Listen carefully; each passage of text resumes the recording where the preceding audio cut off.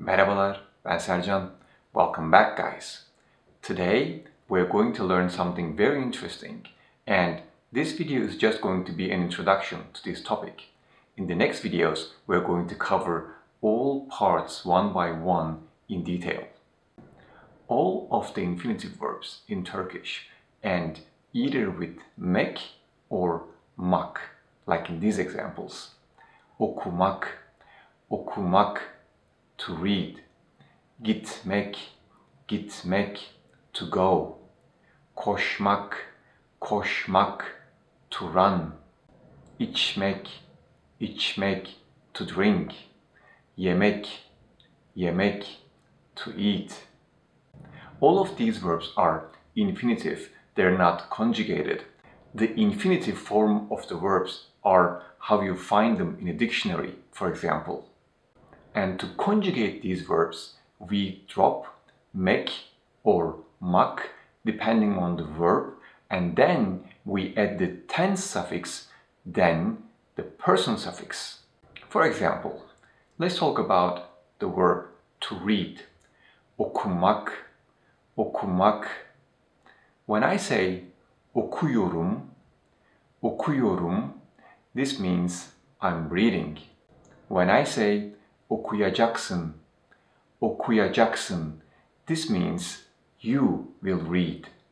And if I say okursunuz, okursunuz, then this means you guys read. But there is one additional type of verb which is totally different from this one, and it shows itself as a copula. That is why we call it copulative verb.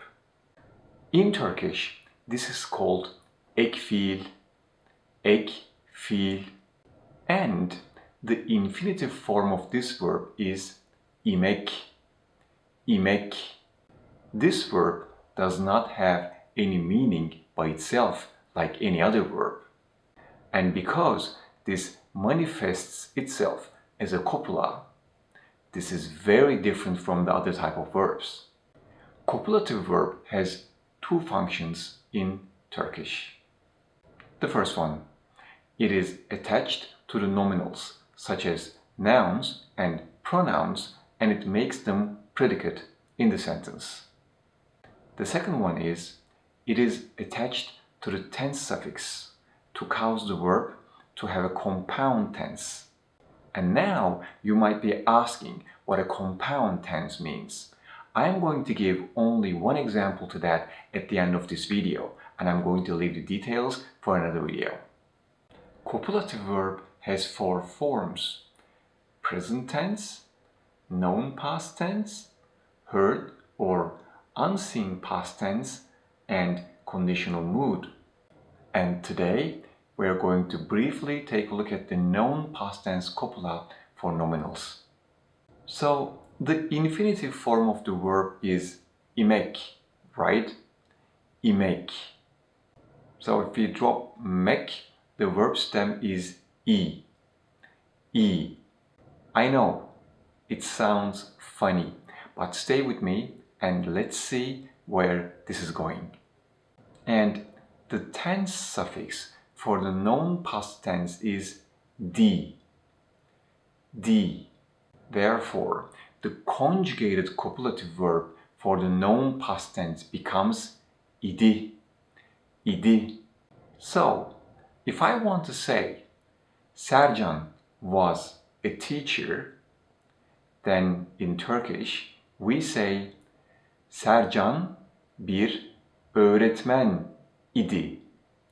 Sercan bir öğretmen idi. In this sentence, öğretmen is a noun and idi is the known past tense conjugation of the copulative verb. Now I can hear you're saying it actually looks like an additional word. It's not a copula. Well guys, I wrote and said as Sercan bir öğretmen idi to show you the background of this. Nowadays, we never say it or write it this way. Instead, what you will use here and write is like this. Sercan bir öğretmendi. Sercan bir öğretmendi. Now, as you see, the copulative verb is attached to the noun, and the verb stem of the copulative verb, which is e, drops. And this copulative verb makes the noun the predicate of the sentence. Please always remember, this is a copula and it is attached to a word. This means it must always comply with the vowel harmony and consonant mutation rules. This also means there might be a buffer letter in between depending on which word it's attached to. Please go and check my videos about those concepts as they appear everywhere in Turkish. Now, another example. Pencere açık idi. Pencere açık idi. This means the window was open. So now we attach the copulative verb to the word açık. Then our sentence becomes pencere açıktı. Pencere açıktı. As you see, the verb stem e drops and de turns into te, and this is because of the consonant mutation. Pencere açıktı. So far, we have used the third singular person for our examples. Therefore, as we have already learned in the previous videos, there is no person suffix for the third singular person. However, when we talk about other persons, then the person suffixes must be attached to the copulative verb. Now, let's see an example. Ben öğretmendim. Ben öğretmendim. I was a teacher. Sen öğretmendin. Sen öğretmendin. You were a teacher. O öğretmendi. O öğretmendi. He or she was a teacher. Biz öğretmendik. Biz öğretmendik. We were teachers. Siz öğretmendiniz. Siz öğretmendiniz. This means you guys were teachers, or you were a teacher, but formally. Onlar öğretmendiler, or onlar öğretmendi, and this means they were teachers. As you see, the person suffixes are attached to the copulative verb. Now, let's see some additional examples. Selma çok başarılı bir öğrenciydi.